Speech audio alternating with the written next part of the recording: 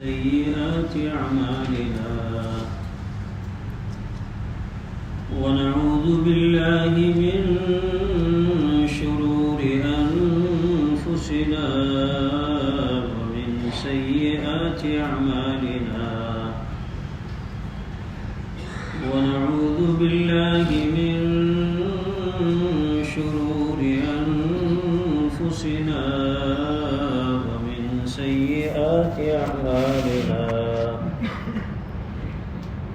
من يهده الله فلا مضل له ومن يضلله فلا هادي له ونشهد أن لا إله إلا الله وحده لا شريك له ونشهد أن سيدنا ومولانا محمدا عبده ورسوله صلى الله تعالى عليه وعلى آله وأصحابه وسلم تسليما كثيرا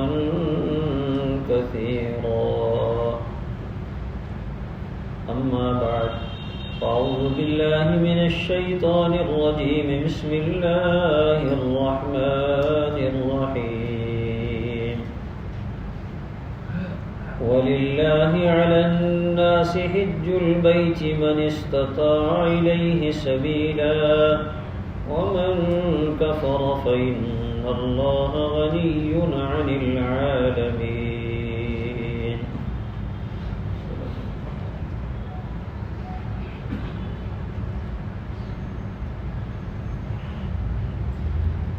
محترم بزرگوں، جیسا کہ پچھلے جمعے کے خطبے میں نے عرض کیا تھا، یہ حج کے مبارک مہینے ہیں، وہ خوش نصیب انسان جن کو اللہ تبارک و تعالیٰ نے اپنے گھر کی دیدار کے لیے منتخب فرمایا، وہ قافلے اللہ کے گھر کی طرف رواں دواں ہیں۔ اللہ تبارک و تعالیٰ ان جانے والوں کی حاضری کو قبول فرمائے اور ان سب کے توفیق میں اللہ تبارک و تعالیٰ پوری امت کی مغفرت فرمائے، ہمیں اور قیامت تک آنے والی ہماری نسلوں کو اللہ تبارک و تعالیٰ بار بار مقدس گھر کا دیدار نصیب فرمائے، مدینہ پاک کی حاضری نصیب فرمائے۔ حج کیا ہے؟ میں نے عرض کیا تھا کہ حج اللہ تبارک و تعالیٰ کے محبوب بندوں کی اداؤں کا نام ہے، وفاؤں کا نام ہے، دعاؤں کا نام ہے۔ اللہ کے مقدس بندوں کی وفائیں، ادائیں، دعائیں، یہ سب ملا کر کے اور حج کا خوبصورت منظر بنتا ہے۔ بندے کا اور اللہ تبارک و تعالیٰ کی ذات کا تعلق دو طرح کا ہے، ایک ہے خالق اور مخلوق کا، اور ایک ہے عاشق اور معشوق کا۔ اللہ تبارک و تعالیٰ خالق اور مالک ہیں اور ہم سب اس کے بنائے ہوئے ہیں۔ اسی بنا پر انسان کے ذمہ لازم ہے کہ صرف اللہ ہی کی عبادت کرے، کسی اور کی عبادت نہ کرے۔ وہ خالق اور مالک ہے، سب سے بڑی قدرت اور طاقت کے مالک ہیں۔ تو ایک تعلق ہے خالق اور مخلوق کا، اور دوسرا تعلق ہے عاشق اور معشوق کا، کہ بندہ سب سے زیادہ اللہ تبارک و تعالیٰ ہی سے محبت کرتا ہے۔ اگر سب سے زیادہ محبت کی جائے تو وہ اللہ ہی کی ذات سے محبت کی جائے، اور محبت ہی وہ چیز ہے جو کسی کے گھر کا دیوانہ بنا دیتی ہے، اور ایسا دیوانہ بنا دیتی ہے، ایسے دیوانہ بنا دیتی ہے کہ اس کا ہر حکم ماننا اس دیوانے کے لیے آسان ہو جاتا ہے، اور اس کے منشے کے خلاف کرنا اس دیوانے کے لیے مشکل بن جاتا ہے۔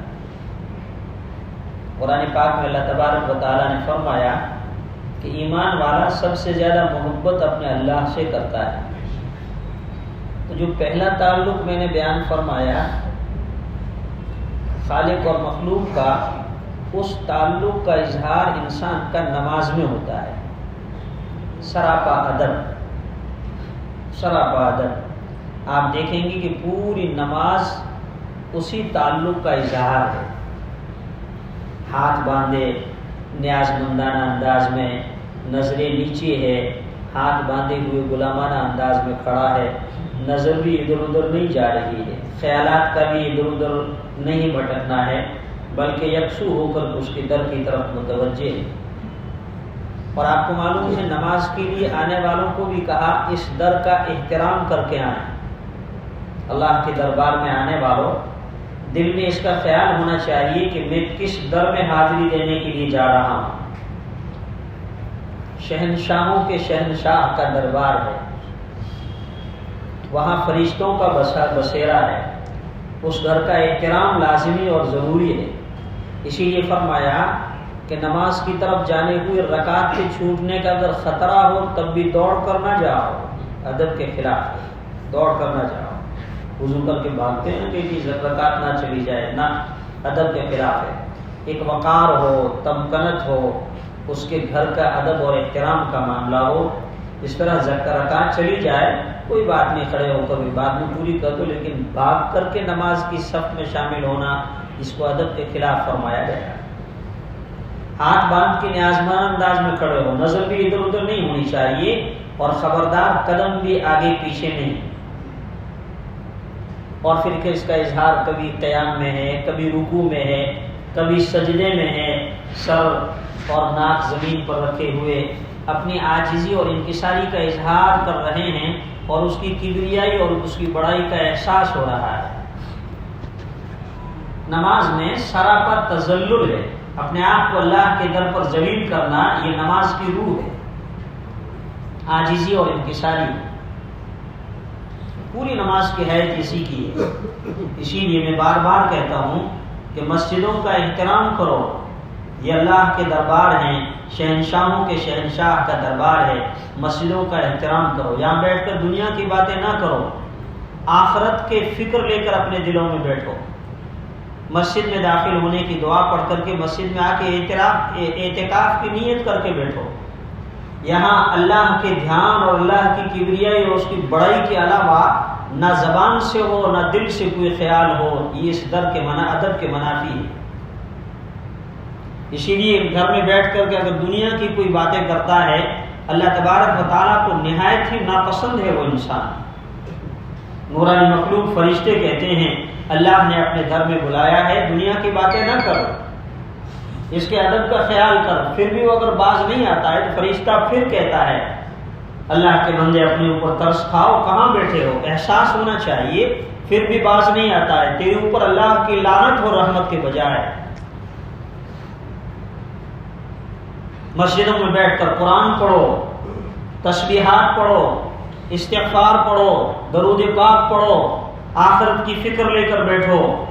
اس کے در کے سوالی ہیں، اس کے در کے سوالی کے شایان نشان سائل بن کر اس کے در پہ بیٹھو۔ فرمایا قیامت کی نشانیوں میں سے ہیں اس گھر میں بیٹھ کر بھی انسان اس کے ادب کی خلاف ورزی کرے گا، اور شراب کے اڈوں پہ، مارکیٹ میں، ہوٹلوں میں بیٹھ کر کے وہ انسان کوئی دنیا کی باتیں کر رہا ہے، کوئی بے ادبی کی باتیں کر رہا ہے، وہ اتنا محروم نہیں جتنا وہ بد نصیب جو اس گھر میں بیٹھ کر کے بھی اس گھر کے ادب کی رعایت نہیں کرتا ہے۔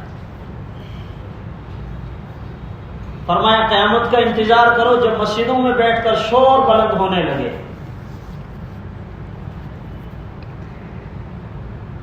اور اب تو مسجدوں میں کرسیاں، اللہ معاف فرمائے، ہر ایک کو چیئرمین بننے کی فکر ہے۔ کوئی بیچارہ معذور ہے، اتنا معذور ہے کہ کوئی بیٹھ نہیں تو سکتا ہے نیچے، بغیر سہارے اٹھ بھی نہیں سکتا، وہ بیچارہ معذوری میں اللہ کے گھر کی طرف لے کر اللہ کے گھر میں آیا، اور پھر وہ کرسی پر بدرجہ مجبوری بیٹھ گیا تو اس کی دیکھا دیکھی حضرت صاحب بھی کہتے ہیں کہ میں تیرے سے کم تھوڑا ہی ہوں چیئرمین، میں بھی چیئرمین بنوں گا۔ یہ ہم اور آپ معلوم نہیں کس دور میں جی رہے ہیں. آج سے 10 سال پہلے مسجد میں کوئی ایک آدھ کرسیاں نظر آتی تھی, آج تو بڑھ رہی ہے, دن بدن بڑھ رہے ہیں. اور معلوم نہیں کرسیاں لانے والے بھی صدقہ جاریہ کے طور پر کیا تصور لے کے رکھتے ہیں کہ کتنے لوگوں کو سجدوں سے محروم کر رہے ہیں. میں نے اگلے دن انتظامیہ سے کہا, اور کرسیاں بھی عجیب عجیب طرح کیا, صرف صوفے لے لیں. میں نے کہا ایسی کرسیاں لاؤ جو کم سے کم عاجزی اور انکساری تو اظہار ہوتا ہو. خواہے نہ خواہے مجبور کر دیتے ہیں, مسجد کرسیوں سے بھر دیے. وہ اس بات کا الزام کیا جا رہا ہے کہ کوئی بیٹھنے نہ پڑے نیچے, اور پھر بیٹھنے کا انداز بھی بڑا عجیب و غریب ہے, سامنے بیٹھ کر ٹانگ پہ ٹانگ چڑھا کر کے دنیا کی باتیں کریں گے. اللہ کے گھر کا احترام اڑانے والوں, اپنے گھروں میں سکون تلاش نہ کرنا. یہ جو رشتے خراب ہو رہے ہیں, یہ جو حالات آ رہے ہیں, یہ جو بے چینیاں اور بے قراریاں بڑھ رہی ہے, اضطرابیاں بڑھ رہی ہیں, یوں ہی نہیں ہیں. افسوس اس بات کا ہے کہ قوم کے دلوں سے اس بربادی کے اسباب کا خیال بھی نکلتا جا رہا ہے.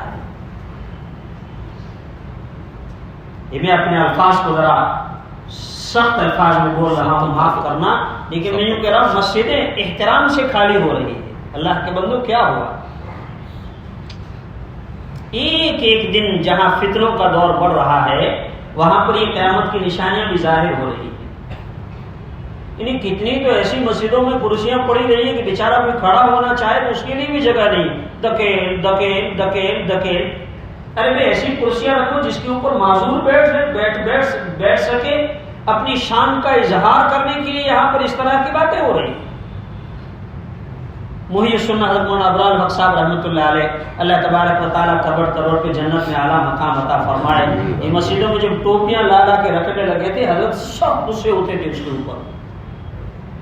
وہ پلاسٹک کی کپڑے کی, اب تو کم ہو گئی ہے, بغیر ٹوپیوں کو بیچارے آ کے بیٹھنے لگے صفوں میں. لیکن وہ اس لیے کہ کوئی ٹوپی پہن کر کے, لیکن ٹوپیاں بھی وہ پڑی ان کا کلر چینج ہو جاتا تھا, اور وہ اس طرح کے حضرت کے اوپر سب جو ہے وہ ناراضگی کا اظہار فرمایا کرتے تھے. اور میں کہتا ہوں یہی حال اب ہماری کرسیوں کا ہونے لگا ہے. اس لیے انتظامیہ کے ذمہ لازم ہیں ایسی کرسیاں جس کے اوپر معذور بیٹھ سکے بدرجہ مجبوری میں, ایسی ہو, اور وہ بھی مخصوص جگہ پر رکھی جائے جہاں سے معذور وہ کرسی لا کر نماز پڑھے, واپس اسی جگہ پر رکھ لے.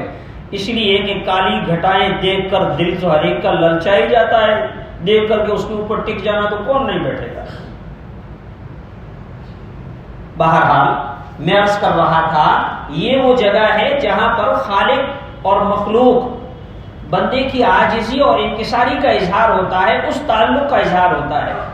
اس کے برخلاف حج, یہ حج ہے, یہ عاشقانہ ادائیں ہیں.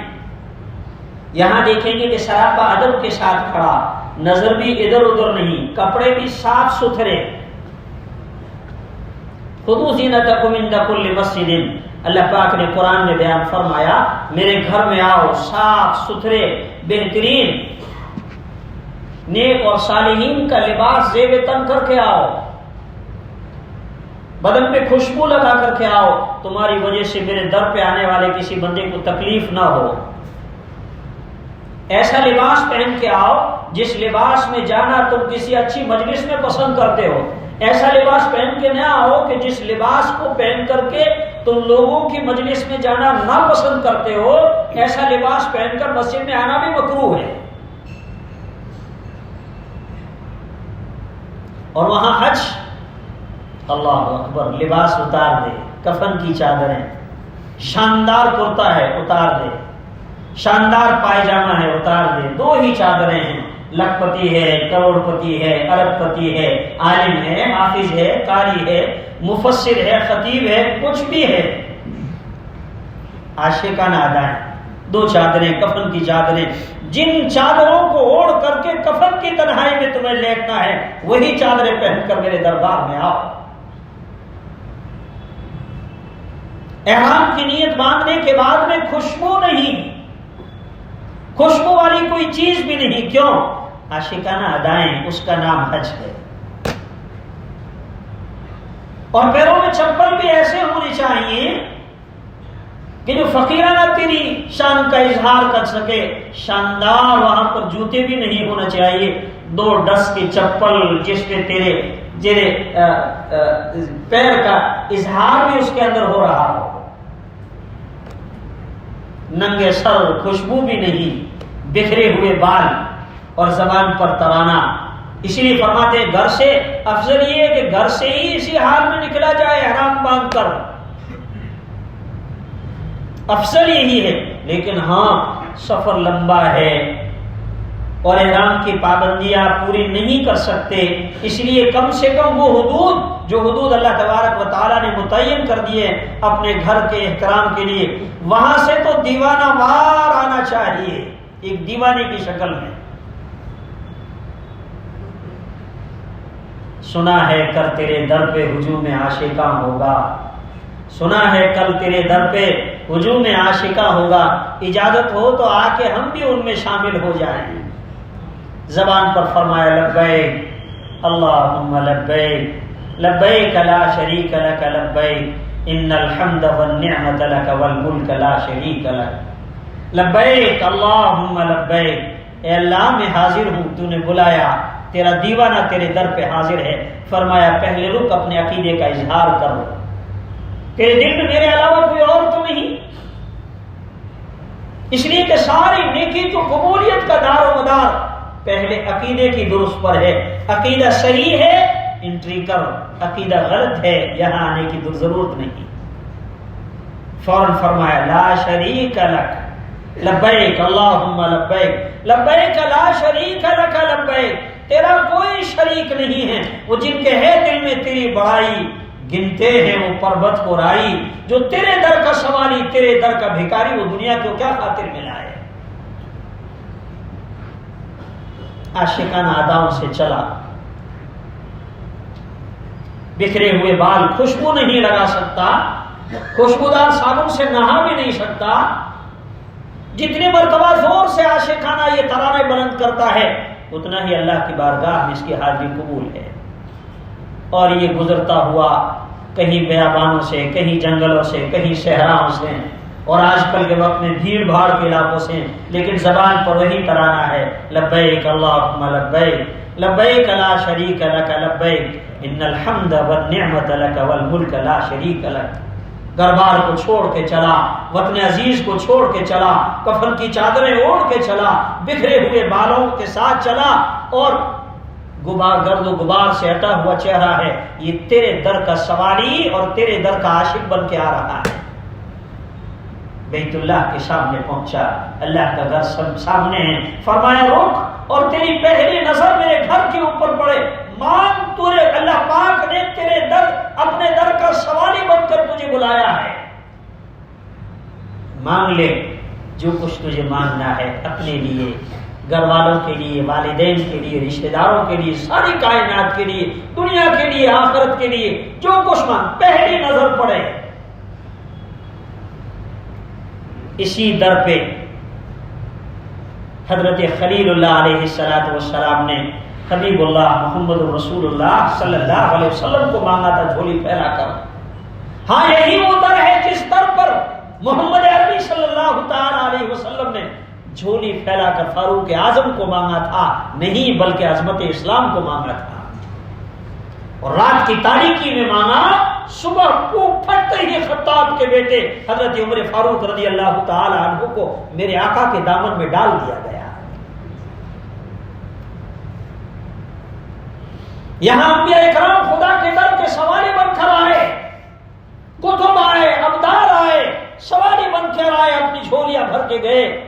وہ قسمت کے سکندر، اللہ پاک نے تجھے بھی یہ دولت عطا فرمائی ہے کہ سوالی بنا کر اپنے گھر پہ بلایا، مانگ لے.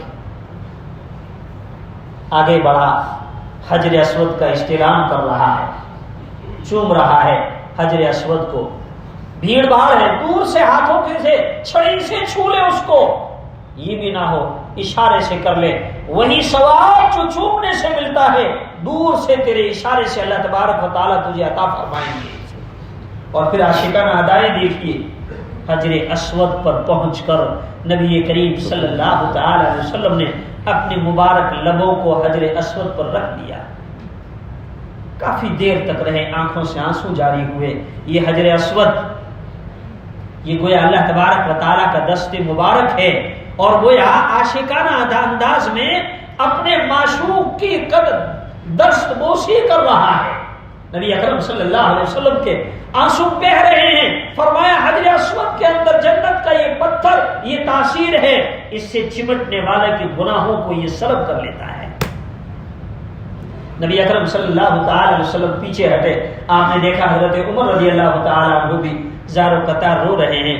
نبی اکرم صلی اللہ علیہ وسلم نے فرمایا عمر یہی وہ جگہ ہے جہاں آنسو بہائے جائے. اور یہ طواف شروع ہوا. آپ دیکھیں گے اللہ تبارک و تعالی ہمیں بار بار ان عاشقوں میں شامل فرمائے. ایک مونڈھا نیچے سے چادر اڑا کر دوسرے پہ ڈالا ہوا ہے اور چل رہا ہے. مونڈے ہلا کے چلو، سینہ تان کے چلو. کبریائی سے تو نے منع کیا ہے اکڑ کی چال سے. ولا تمشي في الارض مرحا انك لن تخرق الارض ولن تبلغ الجبال طولا. اللہ پاک نے فرمایا نہ جھک کے چلنا عبادت ہے، نہ اکڑ کے چلنا عبادت ہے. میرے حکم کو ماننا اصل عبادت ہے. میں کہوں چل، جھک کے چل، اکڑ کے چلنا مجھے ناپسند ہے، اور میں کہوں اکڑ کے چل تو جھک کے چلنا مجھے ناپسند ہے. ایک دل کے جذبات ہوتے ہیں، ایک اللہ کا حکم ہوتا ہے. یاد رکھیے اللہ کے حکم کو میرے مدنی صلی اللہ علیہ وسلم کے طریقے اور اداؤں کے مطابق ماننے کا نام عبادت ہے. اکڑ کی چال. ایک مونڈھا نیچے سے ایک مونڈھے کے نیچے سے چادر کو نکال رکھا ہے، تیز تیز چل رہا ہے. کیوں؟ یہ حج تو اللہ کے عاشقوں کی اداؤں کا نام ہے. نبی کریم صلی اللہ تعالی علیہ وسلم صحابہ کرام رضوان اللہ تعالی علیہ مجمعین کے ساتھ عمرہ کرنے کے لیے ہجرت کے 6 سال تشریف لائے. مشرکین نے انہیں واپس لوٹا دیا. دوسرے سال آئے ہیں، عمرہ ادا کر رہے ہیں. ابو بکر صدیق بھی ہے، فاروق اعظم بھی ہے، علی مرتضی بھی ہے، عثمان ذی النورین بھی ہے رضوان اللہ تعالی علیہ مجمعین. اور مکہ کے مشرک اپنے آپ کو چودھری، اپنے آپ کو بڑے، اپنے آپ کو شان والے، غیرت گوارا نہیں کی. مکہ چھوڑ کر کے پاس میں ایک پہاڑی ہے، اس پہاڑی کے اوپر چڑھ گئے، تل ملا گئے. یہ لوگ مکہ میں آئیں، بیت اللہ کا طواف کریں، بیت اللہ کا طواف کریں اور ہم ان کو اپنی آنکھوں سے دیکھیں. تل ملا گئے، مکہ چھوڑ کر ایک پہاڑی کے اوپر چڑھ گئے. اور دیکھتے ہیں، ذرا دیکھیں یہ کیسے ہیں. مدینہ منورہ میں 6-7 سال ہو گئے اور مدینہ منورہ کی فضائیں انہیں راس نہیں آئی ہوگی. تو دیکھا کہ ہڈیاں ظاہر ہو رہی ہیں. زمانہ ایسا تکلیفوں کا تھا. کہنے لگے کہ دیکھو مدینہ منورہ کی فضاؤں نے انہیں کمزور کر دیا ہے. نبی کریم صلی اللہ تعالی علیہ وسلم کو اللہ پاک نے اس کی خبر دی. آپ نے جانثاروں سے فرمایا اکڑ کے چلو، سینہ تان کے چلو، تیز قدموں کے ساتھ چلو، اجتوا بھی ہو، رمل بھی ہو. اب جو اکڑ کی چال چلنے لگے انہوں نے دیکھا نہیں جان تو ہے، جان تو ہے. لیکن 14 صدیاں بیت گئی، آج تو کوئی مشرک بھی نہیں دیکھ رہا ہے. وہاں حدود کے اندر داخلے پر بھی پابندی ہے. فرمایا نہ 14 صدیاں پہلے میرے محبوب کے غلاموں کی جو ادائیں تھی، تمہارا حج بھی نامکمل، طواف بھی نامکمل، جب تک میرے ان عاشقوں کی اداؤں پر تم بھی عمل نہ کرو گے. بھیڑ ہے، کھمے سے کھما چھل رہا ہے. ہوتا ہے نا، کوئی بات نہیں، نقل کرو.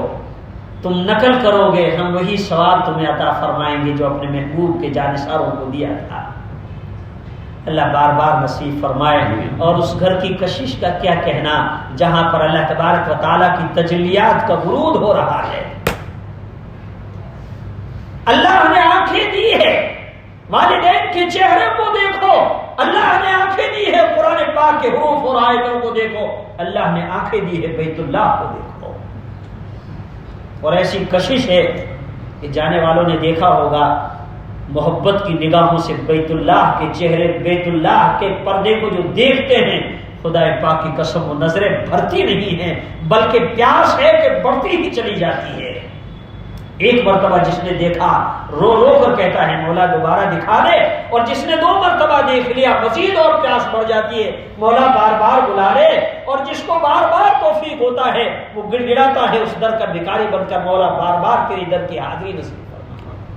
وہ نورانی کشش نظریں جس کو دیکھنے سے کبھی بڑھتی نہیں ہیں بلکہ پیاس بڑھتی ہی چلی جاتی ہے۔ طواف مکمل ہوا، فرمایا ملتزم پہ آ کے لپٹ جاؤ، یہ وہ جگہ ہے ملتزم، فرمایا جیسے اللہ پاک کا گویا سینہ اللہ پاک کی چادر سے گویا لپٹ رہے ہیں۔ نبی کریم صلی اللہ تعالی علیہ وسلم نے دونوں ہاتھ پھیلا کر اپنا سینہ مبارک ملتزم پہ لگایا، اپنا خد مبارک ملتزم پہ لکھایا، آنکھوں سے آنسو جاری ہے اور دعائیں مانگ رہے ہیں۔ یہ پورے بیت اللہ کے پردے سے چمٹنا کیا ہے؟ عاشقانہ ادائیں ہیں۔ یہاں نماز میں تو نہیں ہوتا نا، نماز ٹوٹ جائے گا کہ تم اگر دیوار سے ٹکرا جاؤ گے امام صاحب کہیں گے دوبارہ نماز پڑھو، وہاں فرمایا یہی ادائیں ہیں جو اللہ تبارک و تعالیٰ کو محبوب ہے۔ طواف مکمل ہوا، ملتزم سے چمٹ بھی لیے، اور وہاں حتیم کے اندر سجدہ ریز ہو کر آنسو بہا لیے۔ یہ حتیم کیا ہے؟ بیت اللہ ہی کا حصہ ہے جو اللہ پاک نے ہم جیسے غریبوں کے لیے بیت اللہ سے باہر رکھ دیا ہے، اس کی بے شمار حکمتیں ہیں۔ حضرت ابراہیم علیہ نبی علیہ الصلوۃ والسلام بیت اللہ پورا حتیم شامل تھا، تھوڑا سا حصہ اگرچہ الگ ہے، لیکن قریش نے جب نبی اکرم صلی اللہ تعالی علیہ وسلم کی پیدائش کے بعد میں اور آپ کے اعلان نبوت سے پہلے بیت اللہ شریف کو نئے سرے سے بنانے کا جب ارادہ کیا تو چندہ کیا، لیکن بیٹھ کے مشورہ کیا، دیکھو یہ تو اللہ کا گھر ہے، ہماری کمائی کیسی ہے معلوم ہے، اللہ کے گھر میں حرام پیسہ نہ لگانا، جس کے پاس جو حلال ہو وہی لے کر آئے، اللہ کے گھر میں حرام نہیں، پاکیزہ کمائی لے کر آؤ۔ اب وہ پاکیزہ کمائی جمع کی تو وہ اتنی کمائی تھی کہ جسے بیت اللہ اس فاؤنڈیشن پہ پورا نہیں ہوتا تھا جو حضرت ابراہیم علیہ نبی علیہ الصلوۃ والسلام کا تھا۔ آج کا مسلمان اس زمانے کا کافر، نبی اکرم صلی اللہ علیہ وسلم سے اعلان نہیں فرمایا، وہ حلال اور حرام کے وہاں بھی تمیز کر رہے ہیں، اللہ کے گھر میں حرام پیسہ نہیں، اور یہاں تو کہتے ہیں دوسرے کا حق مار کر کے 2-4 غریبوں میں اللہ کے راستے میں لگا دیں گے تو بقیہ پاک ہو جائے گا۔ پوچھتے ہیں سود کا پیسہ کیا مسجد کے بیت الخلا میں لگ سکتا ہے؟ میں نے کہا تیرے بیت الخلا میں نہیں لگ سکتا، مسجد میں کیسے لگے گا؟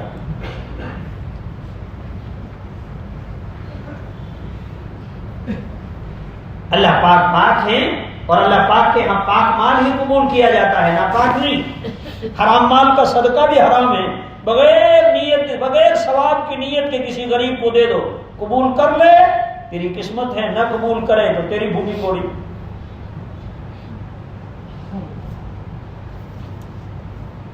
بہرحال یہ حصہ باہر چھوڑ دیا گیا، لیکن اس زمانے میں قریش نے جو تعمیر کیا نا، یہ بیت اللہ کا پہلے دروازہ زمین کے لگ کے تھا، اور 2 دروازے تھے، ہر آدمی بیت اللہ شریف کے اندر داخل ہو جاتا تھا، اندر عبادت کر کے دوسرے دروازے سے باہر نکل جاتا تھا۔ لیکن مشرکین نے وہاں پر کہ ہماری اجازت کے بغیر تو کوئی مسجد میں کیسے داخل ہو جائے گا، اس لیے انہوں نے التزام کیا کہ بیت اللہ کے دروازے کو اونچا کر دیا، اتنا اونچا کر دیا کہ بغیر سیڑھی کے اور بغیر ہمارے منشے کے کوئی داخل نہ ہو سکے، اور دوسرا دروازہ بند ہی کر دیا۔ لیکن اللہ تبارک و تعالیٰ کو اپنے بندوں سے محبت ہے، یہ حتیم والا حصہ جو کہ ان کے پاس پیسے نہیں تھے اتنے، یہ حصہ باہر رہ گیا، تو جو بیت اللہ کے اندر جا کر کے عبادت کرنے کا ثواب ہے وہی حتیم کے اندر عبادت کرنے کا ثواب ہے، اس لیے وہ بھی تو بیت اللہ کا حصہ ہے۔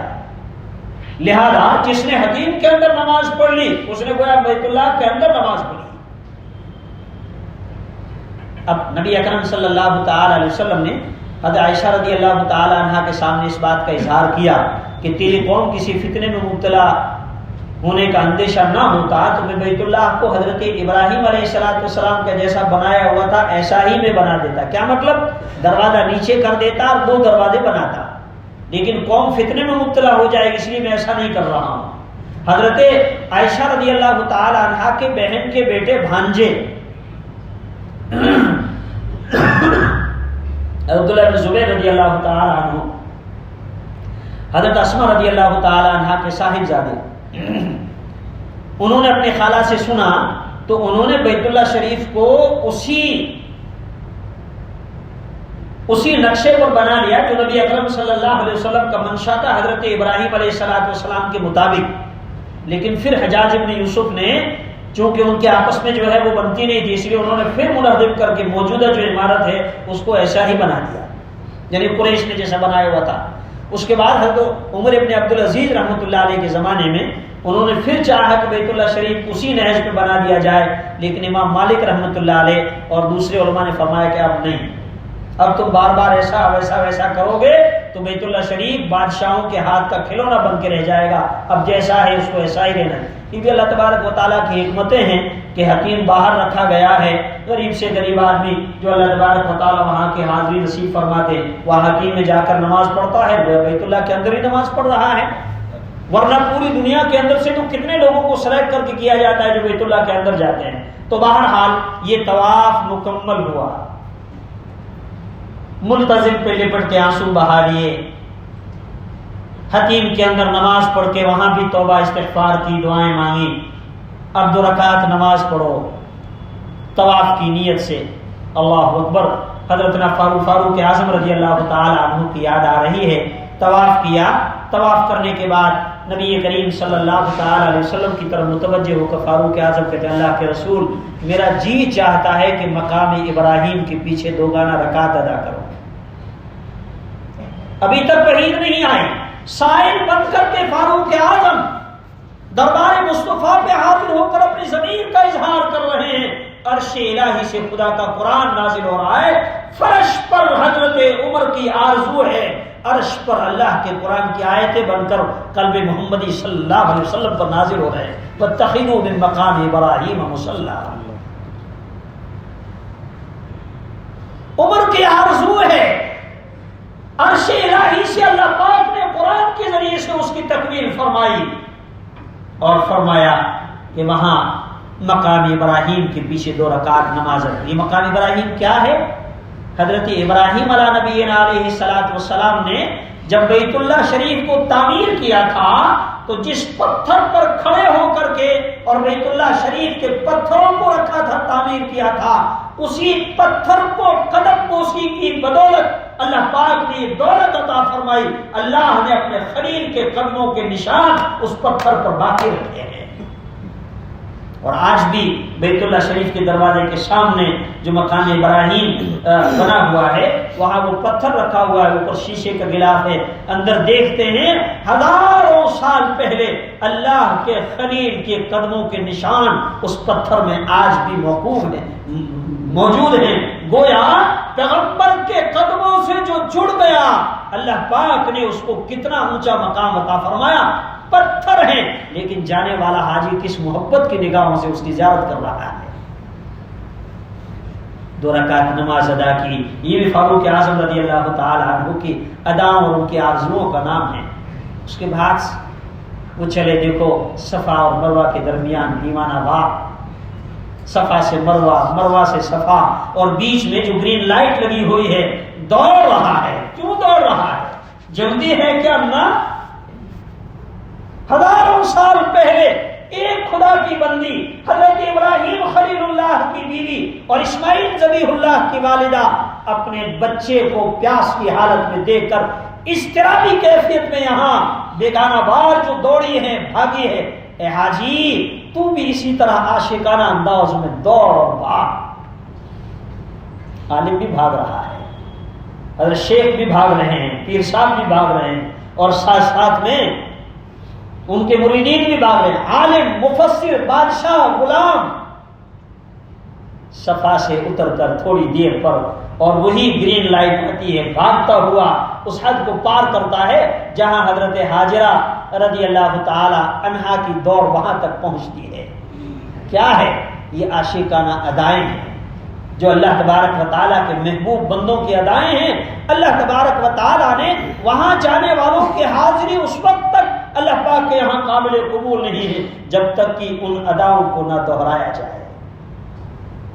بہرحال کبھی مینا میں ہیں، کبھی عرفات میں ہیں، کبھی مزدلفہ میں ڈیرے ڈالے ہوئے ہیں، اور کبھی عاشقانہ اندازوں میں پتھر مار رہے ہیں۔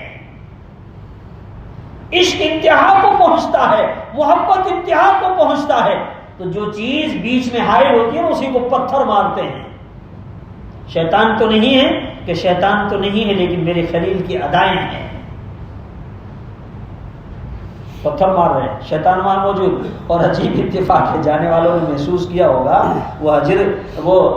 یہ شیطان کی جو جگہ ہے جمرات، پتھر کنکریاں مارنے کی جگہ، اس کے قریب جاتے ہیں نا، جیسے جیسے قریب جاتے ہیں معلوم نہیں کیسے کیسے انرجی آتی چلی جاتی ہے۔ بوڑھے بھی ایک دم جلدی وہاں بھاگ کر کے اور مارنے کے چکر میں ہوتے ہیں۔ کوئی ایک بیچارے عربی کو میں نے دیکھا وہاں کنکری مار رہا، احدہ ثانیہ ثلاثہ اربعہ خمسہ، وہ سادشہ کرنے کے بعد کنکریاں ختم ہو گئی، ایک جوتا نکالا، چپل سام ہے۔ میں نے کہا اس پر دودھ کو وہ بھی مارا گیا۔ اظہار برات ہے، کوئی شیطان وہاں بندھا ہوا نہیں ہے کہ وہاں پتھروں سے مار رہے ہیں۔ میرے ساتھ ایک حاجی صاحب تھے، وہاں مزدلفہ سے کنکریاں اٹھانے لگے، اتنے بڑے بڑے پتھر اٹھائے۔ میں نے کہا صاحب کیا کر رہے ہیں؟ کہنے لگے خبیث نے پوری زندگی گمراہ کیا ہے، اس کا سر توڑنے دے مولوی جی۔ میں نے کہا شیطان کا تو توڑے نہ توڑو، کسی حاجی کا توڑ دے گا۔ کوئی صاحب بیان کر رہے تھے وہاں گویا کنکری مارے، اور کنکری مار کر کے اور احرام کی چادر سے اپنے چہرے کو چھپا رہا ہے، پھر چھپا رہا ہے، پھر چھپا رہا ہے۔ کہنے لگے کیا ہے حاجی صاحب؟ کہنے لگے پرانا دوست ہے، یہ کہتا ہے یار کوئی واپس مڑ کر کے مار رہا ہے۔